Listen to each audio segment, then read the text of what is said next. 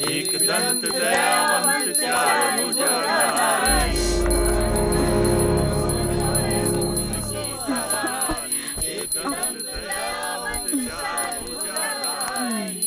मस्त सिंदूर सोहे उनकी सवारी।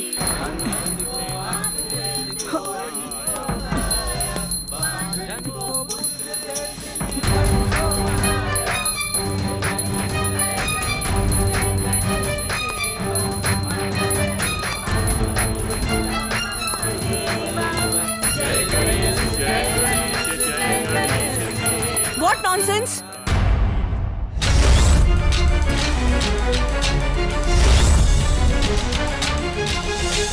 इतना जोर जोर से गाना गावे की का जरूरत बा?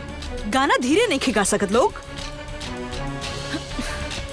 पूरा नींद खराब हो गई हमारी। दीदी इका कर तरू। चल अरे चलो ना।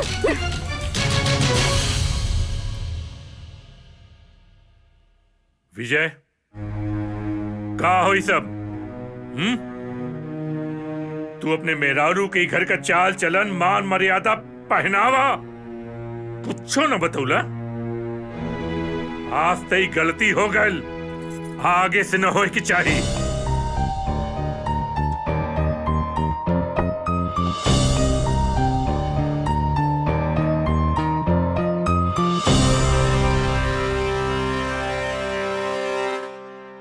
देखी, हम बचपन से यही सब कपड़ा पहनत आइल बानी और आगे भी यही सब पहनब। हमरा से साड़ी वाड़ी ना पहनल जाए। अरे तो ये सब अकेले में पहना, लेकिन पापा जी और चाचा जी के सामने ढंग के कपड़ा तो पहन सकेलू। हमरो तो बाबूजी बाड़न, लेकिन आज तक वो हमके कब्बो मना ना कैलन। तो रवा लोग काहे मना करत बानी? रिंकू, वो तोहार नैहर रहे और ई ससुराल है। नैहर में जौन मर्जी तौन पहन सकेला आदमी, जौन मर्जी तौन कर सकेला, लेकिन ससुराल में अपना आप के बदले के पड़ेला और वहाँ के हिसाब से जिए के पड़ेला। देखिए, हमके ढेर मत समझाई। हमरा जैसे मन करी हम वैसे नहीं रहब। भाभी रउआ जाई, हम समझावता नहीं। समझावा इनकरा के कुछो। दीदी सब कहा ऐसे रबू तो कुछ दिन बाद घर वालन तरह से नफरत करने लगी हैं। हाँ तो का हो जाए, करी तो करी। वैसे भी हम तो चाहते बानी कि ये लोग हमरा से नफरत करे और हमके हमारे घर भेज दे। तब के समझावल मुश्किल बा। भगवान ना तब के दिमाग में एक पैसा के संस्कार नहीं खंडल ले।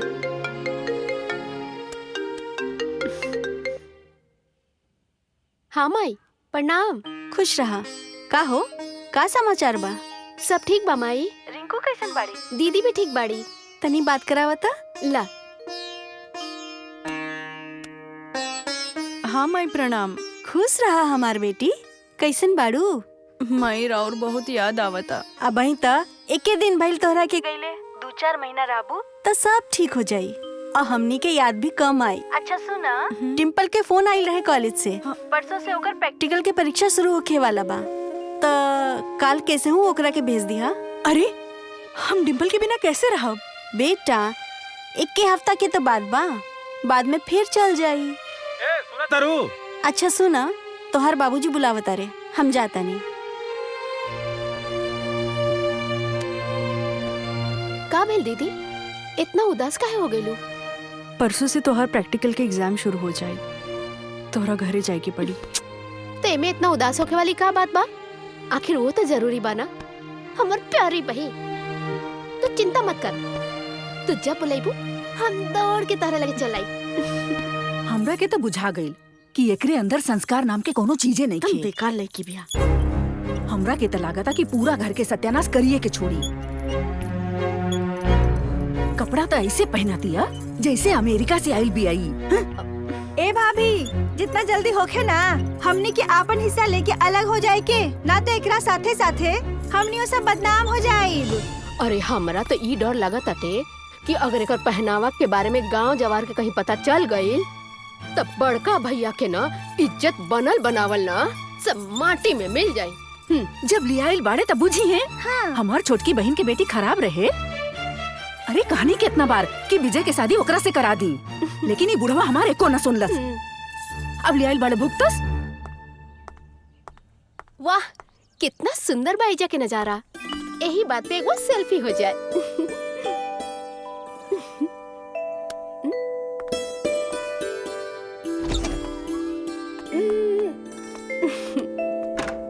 जब से रो आइल बनी तब से देखा तनी खाली सेल्फी में बिजी रह तनी, हमरा पर तो ध्यान नहीं खे। काहे दी रउआ पे ध्यान? रउआ हमार मरद है का?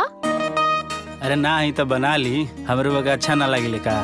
अरे ऐसा कोनो बात नहीं के, रउआ अच्छा तो बढ़ले बानी, लेकिन उ कहा ना हम अपना माए बाबूजी के मर्जी के खिलाफ ब्याह नहीं कर सकत। उ लोग जहाँ कही ओही जे ब्याह करब। ठीक बा, हम रउआ माई बाबू से जाके बात करब, अगर वहाँ के लोग मान जाई तब।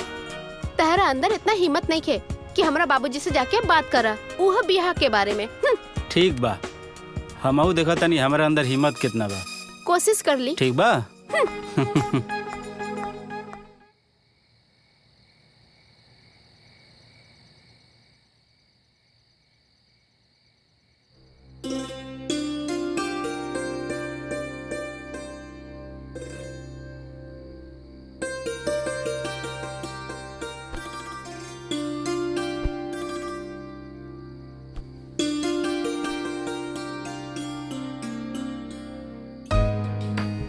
भगवान जब केहू के सुंदर बनावे ले ना तो ओकरा में कोनो ना कोनो कमी जरूर छोड़ देवे ले। जैसे कि तोहरा बहुत सुंदर बनौले बाड़े, बाकी तोहर गुस्सा नाके पे रहेला। पता ना तोहरी गुस्सा कब प्यार में बदली।